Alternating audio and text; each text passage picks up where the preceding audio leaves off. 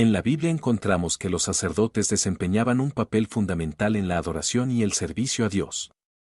Este ministerio, instituido por el mismo Creador, tenía la finalidad de establecer una conexión entre la divinidad y los hombres. El sacerdote era el representante del pueblo, a la vez que intercedía por ellos mediante rituales y sacrificios para la expiación del pecado. En los tiempos antiguos Dios designó a Aarón y sus hijos para este propósito.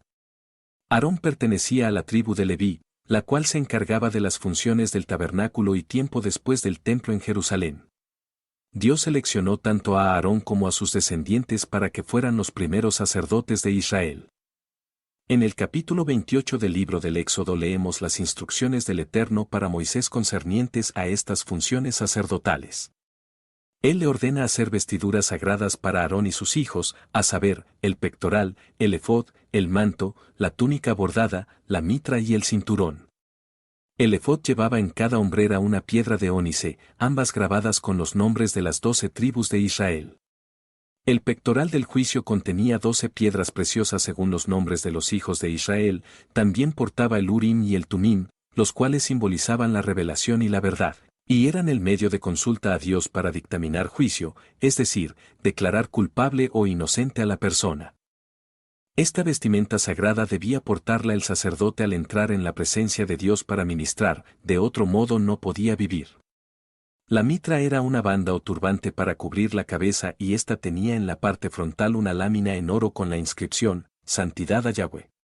Con estas vestiduras los sacerdotes se presentaban ante Dios para llevar las faltas del pueblo y ofrecer el sacrificio necesario para cubrirlas.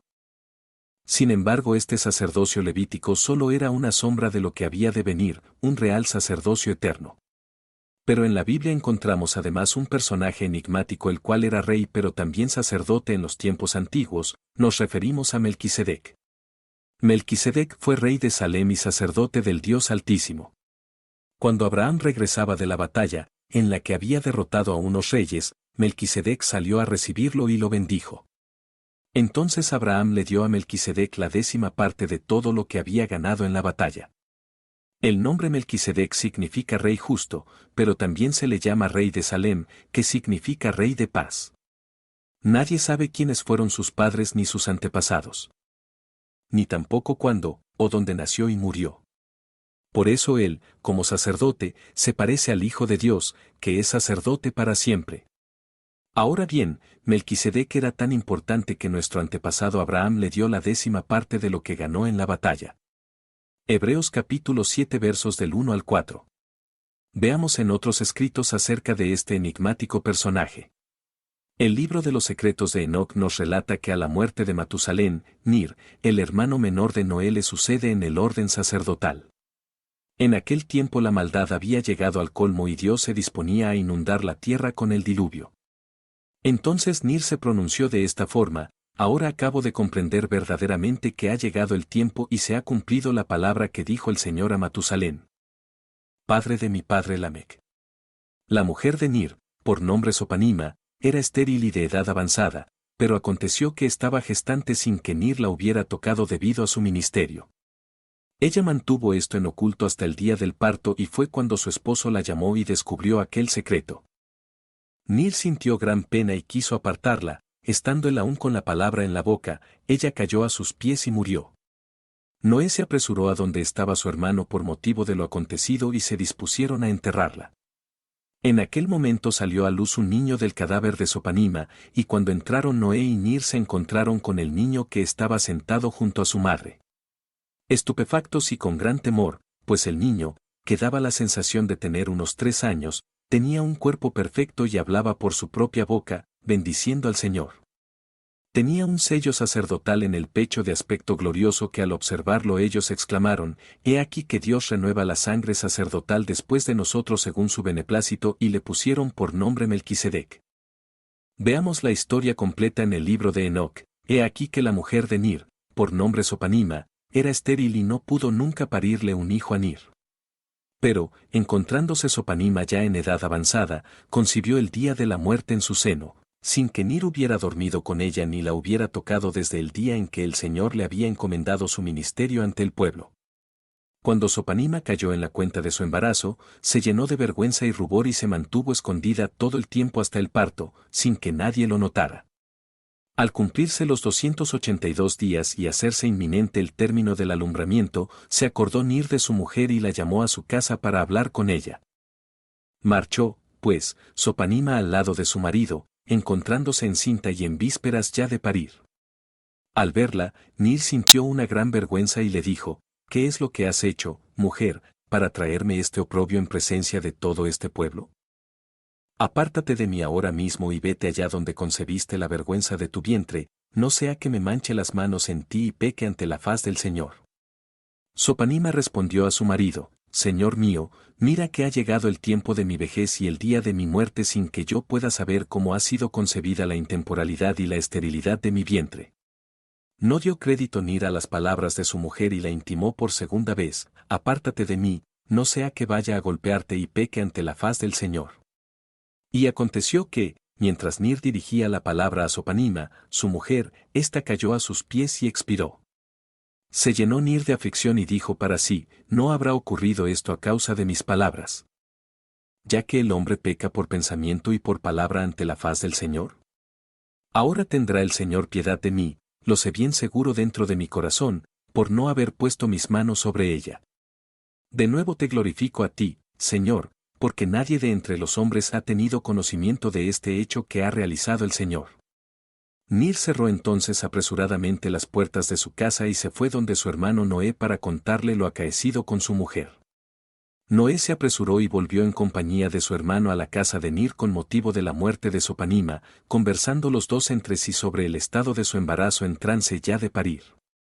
Y dijo Noé a Nir: no te preocupes, hermano mío, pues Dios ha encubierto hoy nuestra vergüenza, ya que nadie del pueblo sabe esto.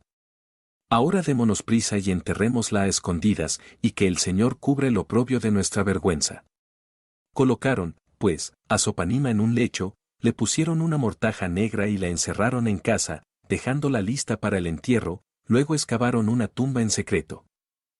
En aquel momento salió a luz un niño del cadáver de Sopanima, quedándose sentado sobre el lecho a su derecha. Y cuando entraron Noé y Nir con intención de enterrar a Sopanima, se encontraron con el niño que estaba sentado junto al cadáver de su madre y limpiaba su vestido. Se quedaron estupefactos Noé y Nir, presa de un gran temor, pues el niño, que daba la sensación de tener unos 3 años, tenía un cuerpo perfecto y hablaba por su propia boca, bendiciendo al Señor. Noé y Nir le contemplaron atentamente y observaron que había un sello sacerdotal sobre su pecho y que tenía un aspecto glorioso. Y exclamaron: He aquí que Dios renueva la sangre sacerdotal después de nosotros según su beneplácito. Se dieron prisa Noé y Nir y lavaron al niño, poniéndole las vestiduras sacerdotales, ofreciéndole el pan santo, que él comió, y dándole por nombre Melquisedec. A continuación tomaron el cuerpo de Sopanima, le quitaron la mortaja negra, lo lavaron, le pusieron vestiduras espléndidas en sumo grado y construyeron un mausoleo para ella. Luego vinieron Noé, Nir y Melquisedec y le hicieron un enterramiento público. Y dijo Noé a su hermano Nir: guarda por ahora al niño en secreto, pues la gente se va haciendo malévola sobre toda la tierra y comienza ya a apartarse de Dios y, si se enteran, lo matarán. Después de esto partió Noé para su lugar. Durante los días de Nir comenzaron a multiplicarse las grandes iniquidades sobre la tierra. Por lo que Nir fue presa de una gran aflicción, sobre todo por causa del niño, y exclamó: ¡ay de mí, Señor eterno! En mis días han comenzado a multiplicarse todas las iniquidades sobre la tierra, y entiendo que nuestro fin está próximo, y más aún el de toda la tierra a causa de las iniquidades de los hombres. Ahora, pues, Señor, dime qué visión tienes deparada a este niño, cuál va a ser su suerte y qué he de hacer con él, no sea que vaya también él a precipitarse en la perdición juntamente con nosotros. Escuchó el Señor a Nir y se le apareció en una visión nocturna, diciéndole: no puedo aguantar ya más las grandes iniquidades que se han perpetrado en la tierra, por ello voy a enviar ahora una gran catástrofe sobre ella y quedará destruido todo su entramado. Por el muchacho no te preocupes, Nir, pues dentro de poco voy a enviar a mi archiestratega Miguel, quien se hará cargo del niño y lo colocará en el jardín del Edén, en el paraíso, donde Adán pasó anteriormente 7 años. teniendo siempre los cielos abiertos hasta que pecó. Este muchacho no correrá la suerte de los que perezcan en esta generación, pues yo lo he designado para que sea sacerdote de los sacerdotes eternamente, Melquisedec, y lo constituiré como cabeza de todos los sacerdotes que han existido hasta ahora. Despertó Nir de su sueño y bendijo al Señor, que se le había aparecido, diciendo, bendito sea el Señor Dios de mis padres, que me anunció cómo había hecho surgir en vida mía un gran sacerdote de las entrañas de mi mujer Sopanima. Pues yo no tenía ningún otro hijo en esta generación para que llegara a ser sumo sacerdote, pero este es hijo mío y siervo tuyo y tú eres el gran Dios. Ya que te has dignado contarle en el número de tus siervos y sumos sacerdotes Set, Enos, Rusi, Amilam, Prasidam, Maleleil, Seroc, Arusan, Alim, Enoc, Matusalén y de mí, tu siervo Nir. Melquisedec será el jefe de estos 13 sacerdotes que ha habido anteriormente. Y en la postrera generación surgirá de nuevo otro Melquisedec como punto de partida de otros 12 sacerdotes. Y luego vendrá el jefe de todos, el gran pontífice, verbo de Dios y fuerza para obrar milagros estupendos, más famosos que todos lo que han tenido lugar hasta hoy. Este Melquisedec será sacerdote y rey en el lugar de Achusán, esto es, en el centro de la tierra, donde fue creado Adán, y allí mismo será emplazado luego su sepulcro. Acerca de este pontífice está escrito de antemano que también él será sepultado allí donde está el centro de la tierra, de la misma manera que Adán dio sepultura en el mismo sitio a su hijo Abel, a quien había asesinado su hermano Caín, pues yacía 3 años ya insepulto hasta que vio como un pájaro denominado cuervo enterraba a su polluelo. Yo sé que ha llegado una gran confusión y que esta generación se extinguirá en ella y que todo perecerá fuera de mi hermano Noé, quien se salvará. Luego nacerá de su raza un renuevo, surgirá otro pueblo, y habrá otro Melquisedec, jefe de los sacerdotes en medio del pueblo, que reinará y servirá al Señor. Después de que el muchacho hubo permanecido 40 días en la casa de Nir, dijo el Señor a Miguel, baja a la tierra donde el sacerdote Nir, toma contigo a mi niño Melquisedec, que se encuentra con él, y colócale en el jardín del Edén para su custodia. Pues se acerca ya la hora, y voy a dejar caer toda el agua sobre la tierra para que perezca todo lo que hay en ella. Miguel se dio prisa y descendió de noche, mientras Nir se encontraba durmiendo en su lecho. Miguel se le apareció y le dijo, así habla el Señor, Nir, entrégame el muchacho que te encomendé. Pero Nir no reconoció a quién le estaba hablando y, lleno su corazón de confusión, dijo, ¿por ventura se ha enterado la gente de lo del niño y quieren ahora tomarlo y matarlo? Pues el corazón de este pueblo se ha pervertido ante los ojos del Señor. Dijo, pues, Nir a quien le dirigía la palabra, ni el muchacho está conmigo, ni yo sé quién eres tú. Respondió el que me hablaba, no tengas miedo, Nir, pues yo soy el archiestratega del Señor. Él me ha enviado y yo voy a llevarme hoy al muchacho conmigo, me iré con él y lo depositaré en el paraíso del Edén, donde permanecerá para siempre. Y cuando llegue la generación 12ª y hayan transcurrido 1070 años, nacerá un hombre justo en esta raza, a quien el Señor invitará a subir al monte en que quede parada el arca de Noé, tu hermano. Y allí hallará a otro Melquisedec, quien habrá vivido 7 años consecutivos en este mismo lugar, escondido del pueblo idólatra, para que éste no le haga perecer. Le sacará de allí y éste será sacerdote y primer rey en la ciudad de Salem, origen de los sacerdotes a imagen de este Melquisedec.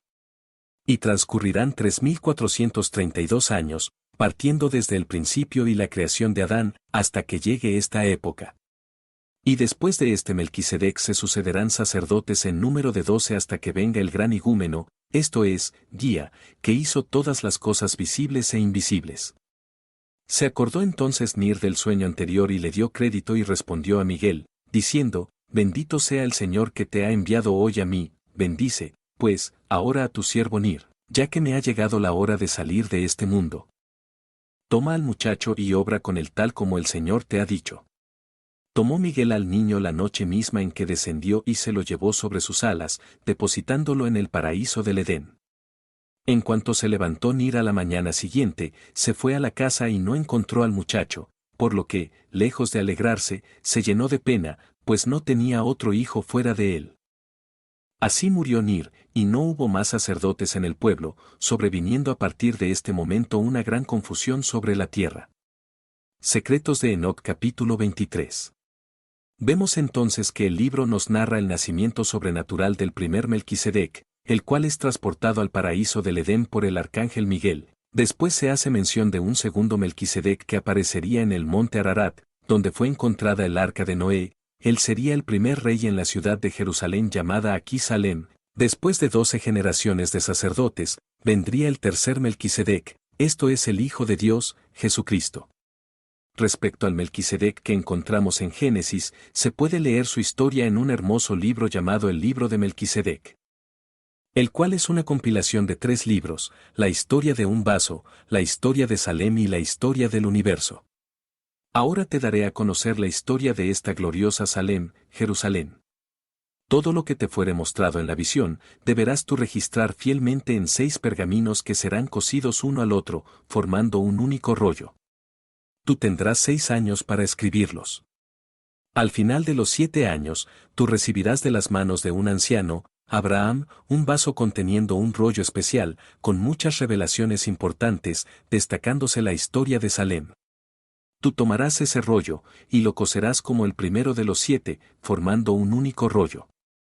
Después de sellarlo, tú y el anciano lo guardarán en el vaso, llevándolo hacia una cueva, Qumran, que yo les mostraré al norte del mar salado, el mar muerto, donde permanecerá olvidado hasta que lleguen los últimos días, cuando será rescatado y revelado al mundo por medio de un pequeño beduino.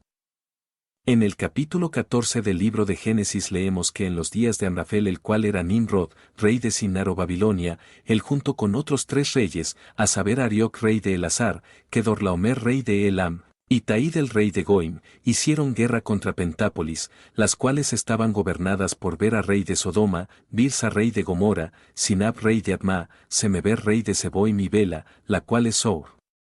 Todas ellas estaban ubicadas en el valle del mar salado y durante 12 años habían pagado tributo al rey de Elam, pero al 13º año se rebelaron contra éste. En el siguiente año los reyes del norte vinieron a enfrentarse contra los reyes de Pentápolis en el valle de Sidim. 4 reyes contra 5. Lograron apropiarse de toda la riqueza de Sodoma y tomando prisioneros también se encontró Lot, el sobrino de Abraham, al enterarse que su pariente se encontraba entre los cautivos de la guerra. Abraham juntó hombres y fueron a recuperar a Lot y todo lo que le pertenecía a él. Al regresar de la batalla salió a recibirlo el rey de Sodoma, en el Valle del Rey. Después de esto Melquisedec, el rey de Salem y sacerdote del Dios Altísimo bendijo a Abraham y éste le entregó la 10ª parte de todo lo que portaba consigo. En el libro de Melquisedec, en el libro La historia de un vaso, podemos adentrarnos en la narrativa más amplia de aquel heroico rescate por parte de Abraham hacia su sobrino Lot. Abraham se encontraba descansando bajo la sombra del roble de Mambré cuando vio llegar a uno de los siervos de Lot. Él comenzó a relatar cómo Sodoma había sido derrotada y sus habitantes llevados cautivos. El Dios Eterno comenzó a dar órdenes a Abraham para convocar pastores, los cuales cargaban vasos en sus cinturas, llenos de agua para sus rebaños. Abraham se mostraba algo escéptico al respecto, aunque obrando siempre por fe, tenía convicción de rescatar a Lot de las manos de aquellos reyes. Todos ellos llenaron sus vasos con aceite de olivo y lo mezclaron con lana de oveja, pero Abraham tomó un vaso grande de barro el cual llenó hasta la mitad y le colocó una larga mecha de lana, la mitad en el aceite y la otra encima del vaso. Al aproximarme al fuego sagrado del altar de Dios, una pequeña flama saltó hacia la mecha y se convirtió en una llamarada. Con el vaso en los hombros, inició Abraham su recorrido hacia las ciudades de la planicie y durante el trayecto muchos se burlaban de aquel proceder, incluso los pastores que le seguían fueron abandonándolo de a poco. Abraham meditaba acerca de aquella llama que se había desprendido del altar y teniendo discernimiento en ello, pensó que quizás se trataba de una revelación, el concepto de un Dios de sacrificio capaz de desprenderse del gran Dios Padre, para acompañar al hombre en su peregrinaje. Con corazón animoso, Abraham prosiguió con su misión. Al llegar a la ciudad de Sodoma, ésta se encontraba devastada, pero al seguir los pasos de los ejércitos, logró aproximarse y ver a lo lejos el campamento enemigo al pie de una colina y detrás de él, en la lejanía, pastores que se encaminaban en su dirección, un total de 300 pastores. Abraham comenzó a dar las instrucciones para el gran rescate de acuerdo con la voz de Dios. Entonces ellos amarraron las madejas de lana con aceite en la punta de sus bastones, una vez encendidas las colocaron dentro de las vasijas de barro las cuales mantenían boca abajo. Cuando la última antorcha del campamento enemigo se hubo apagado, sobrevino una completa oscuridad y silencio. En ese momento Lot encendió su lamparilla y los 300 pastores al ver aquel tenue brillo se encaminaron rápidamente hacia sus puestos, y cuando el poco aceite de esa llama se terminó, los pastores todos rompieron sus vasijas que mantenían ocultas las antorchas y hubo gran sonido como de trompetas a causa de los cuernos de los pastores. Los soldados confundidos comenzaron a luchar entre ellos mismos y cuando amaneció se reveló un escenario de absoluta destrucción. Antes de regresar Abraham, el rey de Sodoma vino a su encuentro prometiendo darle todas las riquezas recuperadas. Pero Abraham rechazó su oferta. Después emprendió su marcha hacia la ciudad de Salem, junto con Lot y sus pastores. Al aproximarse a la ciudad del gran rey, una multitud vestida de lino fino, puro y resplandeciente, salió al encuentro. Todos con instrumentos musicales, cantaban un himno de victoria. Al frente de la multitud venía un joven tocando un laúd, trayendo en la frente una corona repleta de piedras preciosas. Era el tan aclamado rey de Salem, el cual bendijo a Abraham con estas palabras: Bendito eres tú, Abraham, siervo del Dios Altísimo, que posee los cielos y la tierra, y bendito sea el Dios Altísimo, que entregó a tus adversarios en tus manos. Finalmente Abraham regresó a su lugar y cierto día, cuando se encontraba sentado bajo el roble de Mambré, vio a lo lejos 3 peregrinos que caminaban rumbo a su tienda. Las palabras del tercero de ellos despertaron interés en Abraham y le daba un sentimiento de esperanza al mirar sus ojos azules de aquel peregrino, el cual tenía un parecido a Melquisedec. ¿Dónde está tu esposa Sara? Atónito, Abraham respondió: ¿Cómo sabes mi nombre y el nombre de mi esposa? No solo sé sus nombres, sino también sé que, de aquí a 1 año ustedes tendrán un hijo y será llamado Isaac. Al escuchar esto Sara echó a reír. Sara, ¿por qué te ríes de mis palabras? Yo no reí, mi señor. No digas que no reíste, pues yo te vi riendo dentro de la tienda. ¿Quién eres tu señor? Yo soy la llama que se desprendió del fuego del altar para estar en el vaso de tu esposo. Habiendo hecho esta revelación, el peregrino extendió sus manos sobre la cabeza de Sara para bendecirla. Entonces Abraham pudo observar que ellas estaban marcadas por cicatrices semejantes a las del rey de Salem.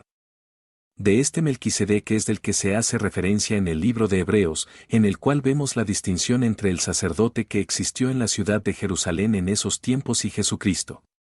Pero aquel cuya genealogía no es contada de entre ellos, tomó de Abraham los diezmos, y bendijo al que tenía las promesas. Hebreos capítulo 7 verso 6. Otro Melquisedec también es mencionado en el libro Los Escritos de Abraham y es muy probable que se trate del mismo personaje encontrado en el libro Secretos de Enoc. Vimos con anterioridad que Dios le revela a Anir acerca del destino del niño que había nacido de manera sobrenatural y después le dice que al transcurrir 1070 años, surgiría de entre los hombres un hombre justo, a quien Dios invitaría a subir al monte donde había quedado anclada el arca de Noé y allí hallaría a otro Melquisedec, es decir, otro rey y sacerdote quien habría vivido 7 años en el lugar, escondido del pueblo idólatra para que no le dieran muerte. Después le trasladarían de allí para ser sacerdote y primer rey en la ciudad de Salem. Mi padre Tare era el hijo de Naccor, y Naccor era el hijo de Serug, y Serug era el hijo de Ru, y Ru era el hijo de Peleg en cuyos días se dividió la tierra. Peleg era el hijo de Eber quien era hijo de Sala quien era el hijo de Arfaxad el hijo de Sem, el cual era Melquisedec, que por interpretación es rey sacerdote, porque él era un rey y un sacerdote del Dios Altísimo. Escritos de Abraham capítulo 3 versos 1 y 2. Sem gobernó en la ciudad de Salem y fue llamado Melquisedec, porque reinó como rey bajo su padre Noé, y era sacerdote del Dios Altísimo. Después de la partida de Cam de la presencia de su padre Noé, Sem y Jafet vivieron juntos en paz bajo el benigno gobierno de Noé. Pero con el tiempo, surgió un conflicto entre ellos y Noé llevó a la simiente de Sem a una nueva tierra que el Señor le mostró donde construyeron una ciudad a la que llamaron Salem, la ciudad de la paz. Noé invistió a su hijo Sem con autoridad para reinar como príncipe de paz, y Noé dedicó sus días a instruir a su pueblo según la orden de los antiguos. Y su pueblo habitó en justicia y adoró al Señor su Dios y le sirvió. Escritos de Abraham capítulo 19 versos del 1 al 4. En hebreo se lee, sin padre, sin madre, sin genealogía, que ni tiene principio de días, ni fin de vida.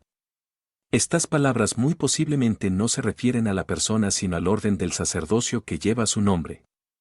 Después, la Biblia hace referencia de otro sacerdote que no pertenecería al sacerdocio levítico ni sería descendencia de Aarón, sino según el orden de Melquisedec, porque este Melquisedec, rey de Salem, sacerdote del Dios Altísimo, que salió a recibir a Abraham que volvía de la derrota de los reyes, y le bendijo, a quien asimismo dio a Abraham los diezmos de todo.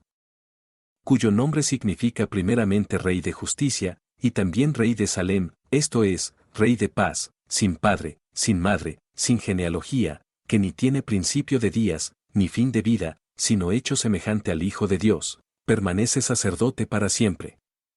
Consideren, pues, cuán grande era éste, a quien aún Abraham el patriarca dio diezmos del botín. Ciertamente los que de entre los hijos de Leví reciben el sacerdocio, tienen mandamiento de tomar del pueblo los diezmos según la ley, es decir, de sus hermanos, aunque éstos también hayan salido de los lomos de Abraham. Pero aquel cuya genealogía no es contada de entre ellos, tomó de Abraham los diezmos, y bendijo al que tenía las promesas. Y sin discusión alguna, el menor es bendecido por el mayor. Y aquí ciertamente reciben los diezmos hombres mortales, pero allí, uno de quien se da testimonio de que vive. Y por decirlo así, en Abraham pagó el diezmo también Leví, que recibe los diezmos, porque aún estaba en los lomos de su padre cuando Melquisedec le salió al encuentro. Sí, pues, la perfección fuera por el sacerdocio levítico, porque bajo él recibió el pueblo la ley, ¿qué necesidad habría aún de que se levantase otro sacerdote, según el orden de Melquisedec, y que no fuese llamado según el orden de Aarón? Porque cambiado el sacerdocio, necesario es que haya también cambio de ley, y aquel de quien se dice esto es de otra tribu, de la cual nadie sirvió al altar. Porque manifiesto es que nuestro Señor vino de la tribu de Judá, de la cual nada habló Moisés tocante al sacerdocio. Y esto es aún más manifiesto, si a semejanza de Melquisedec se levanta un sacerdote distinto, no constituido conforme a la ley del mandamiento acerca de la descendencia, sino según el poder de una vida indestructible. Pues se da testimonio de él, tú eres sacerdote para siempre, según el orden de Melquisedec. Queda, pues, abrogado el mandamiento anterior a causa de su debilidad e ineficacia, pues nada perfeccionó la ley, y de la introducción de una mejor esperanza, por la cual nos acercamos a Dios. Y esto no fue hecho sin juramento, porque los otros ciertamente sin juramento fueron hechos sacerdotes, pero éste, con el juramento del que le dijo, juró el Señor, y no se arrepentirá. Tú eres sacerdote para siempre, según el orden de Melquisedec. Por tanto, Jesús es hecho fiador de un mejor pacto. Y los otros sacerdotes llegaron a ser muchos, debido a que por la muerte no podían continuar. Mas este, por cuanto permanece para siempre, tiene un sacerdocio inmutable, por lo cual puede también salvar perpetuamente a los que por él se acercan a Dios, viviendo siempre para interceder por ellos. Porque tal sumo sacerdote nos convenía, santo, inocente, sin mancha, apartado de los pecadores, y hecho más sublime que los cielos, que no tiene necesidad cada día, como aquellos sumos sacerdotes, de ofrecer primero sacrificios por sus propios pecados, y luego por los del pueblo, porque esto lo hizo una vez para siempre, ofreciéndose a sí mismo. Porque la ley constituye sumos sacerdotes a débiles hombres, pero la palabra del juramento, posterior a la ley, al Hijo, hecho perfecto para siempre. Hebreos capítulo 7. Porque todo sumo sacerdote tomado de entre los hombres es constituido a favor de los hombres en lo que a Dios se refiere, para que presente ofrendas y sacrificios por los pecados, para que se muestre paciente con los ignorantes y extraviados, puesto que él también está rodeado de debilidad. Y por causa de ella debe ofrecer por los pecados, tanto por sí mismo como también por el pueblo. Y nadie toma para sí esta honra, sino el que es llamado por Dios, como lo fue a Aarón. Así tampoco Cristo se glorificó a sí mismo haciéndose sumo sacerdote, sino el que le dijo, tú eres mi hijo, yo te he engendrado hoy. Como también dice en otro lugar, tú eres sacerdote para siempre, según el orden de Melquisedec. Y Cristo, en los días de su carne, ofreciendo ruegos y súplicas con gran clamor y lágrimas al que le podía librar de la muerte, fue oído a causa de su temor reverente. y aunque era hijo, por lo que padeció aprendió la obediencia, y habiendo sido perfeccionado, vino a ser autor de eterna salvación para todos los que le obedecen, y fue declarado por Dios sumo sacerdote según el orden de Melquisedec. Hebreos capítulo 5 versos del 1 al 10. Dios desde el principio planeó formar un pueblo apartado para él, por nombrar algunos de ellos comenzando desde Set, cuyo nombre proviene del hebreo y significa colocar o establecer, luego su hijo Enos, en cuya época se comenzó a invocar el nombre de Yahweh, Enoc, quien anduvo en los caminos de Dios y luego fue trasladado al cielo, Noé, quien era un hombre justo y honrado entre su gente, Sem, cuyo significado es renombre, Abraham, cuyo nombre es padre de muchos, Isaac de quien nació Jacob y a quien el Eterno llamó Israel, que significa el que lucha con Dios. La nación de Israel se formó estando ellos prisioneros en Egipto, pues le había sido decretado a Jacob, no temas descender a Egipto, porque allí yo haré de ti una gran nación. Y después ordenó a sus hijos cuando tomaran posesión de la tierra prometida hablar y decir delante de su Dios. Un arameo a punto de perecer fue mi padre, el cual descendió a Egipto y habitó allí con pocos hombres, y allí creció y llegó a ser una nación grande, fuerte y numerosa. A esta descendencia, es decir, los hijos de las 12 tribus de Israel, a saber, Rubén, Simeón, Leví, Judá, Dan, Neftalí, Gad, Aser, Isaacar, Zabulón, José y Benjamín, Dios le ordenó a Moisés decir las siguientes palabras: si me obedecen plenamente y guardan mi pacto serán mi posesión más preciada entre todas las naciones, aunque toda la tierra es mía, ustedes serán para mí un reino de sacerdotes y una nación santa. Éxodo capítulo 19 versos 5 y 6. La comunicación que existía siempre entre Dios y su pueblo era a través de sus reyes y sacerdotes. Por citar algún ejemplo, en el libro de Samuel leemos que se le da aviso a David que los filisteos atacaban a Keila y saqueaban sus campos, entonces David consultó a Dios acerca del asunto, a lo que él le contesta: ve y libra a Keila, pues yo entregaré en tus manos a los filisteos. Después, al enterarse Saúl de que David se encontraba en aquel desierto, pretendió destruir esa ciudad y, al enterarse David de que Saúl vendría a matarlo, dijo al sacerdote Abiatar: trae el efod. Así David volvió a consultar a Dios de cómo proceder. Por muchos años la nación de Israel tuvo comunión con su Dios a través de los sacerdotes que servían en el templo, pero al entregarse el pueblo años más tarde a la desobediencia, ellos se quedaron sin comunicación con Dios, sin rey ni príncipe, sin sacrificios ni piedras sagradas y sin efod, como lo había decretado el profeta Oseas. No solamente eso, sino que fueron dispersos entre las naciones y el templo fue destruido. En el libro de Nehemías leemos: en extremo nos hemos corrompido contra ti, y no hemos guardado los mandamientos, estatutos y preceptos que diste a Moisés tu siervo. Acuérdate ahora de la palabra que diste a Moisés tu siervo, diciendo: si ustedes pecaran, yo los dispersaré por los pueblos, pero si se volvieren a mí, y guardan mis mandamientos, y los ponen por obra, aunque su dispersión fuere hasta el extremo de los cielos, de allí los recogeré, y los traeré al lugar que escogí para hacer habitar allí mi nombre. Y para esto vino el Hijo de Dios al mundo, para redimir a su pueblo del pecado y restablecer la comunión con el Padre. No requerimos ya de un efod para hablar ante Dios, ni más sacrificios en el altar. Pues el Hijo se ofreció una vez y para siempre. Porque de tal manera amó Dios al mundo, que ha dado a su Hijo unigénito, para que todo aquel que en él cree, no se pierda, mas tenga vida eterna. Porque no envió Dios a su Hijo al mundo para condenar al mundo, sino para que el mundo sea salvo por él. Juan capítulo 3 versos del 15 al 17. En Hebreos leemos: por tanto, teniendo un gran sumo sacerdote que traspasó los cielos, Jesús el Hijo de Dios, retengamos nuestra profesión. Porque no tenemos un sumo sacerdote que no pueda compadecerse de nuestras debilidades, sino uno que fue tentado en todo según nuestra semejanza, pero sin pecado. Acerquémonos, pues, confiadamente al trono de la gracia, para alcanzar misericordia y hallar gracia para el oportuno socorro.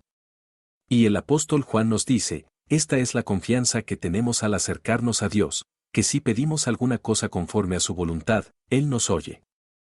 El apóstol Pedro nos escribe que nosotros somos un linaje escogido, un real sacerdocio, una nación santa, un pueblo adquirido por Dios para anunciar al mundo las virtudes de aquel que nos llamó de las tinieblas a su luz admirable. En el libro de Apocalipsis el apóstol Juan también nos dice al respecto, al que nos amó, y nos lavó de nuestros pecados con su sangre, y nos hizo reyes y sacerdotes para Dios, su Padre, a él sea gloria e imperio por los siglos de los siglos. Amén. Y extranjeros apacentarán sus ovejas, y los extraños serán sus labradores y sus viñadores. Y ustedes serán llamados sacerdotes del Eterno, ministros de nuestro Dios serán llamados. Isaías capítulo 61 versos 5 y 6.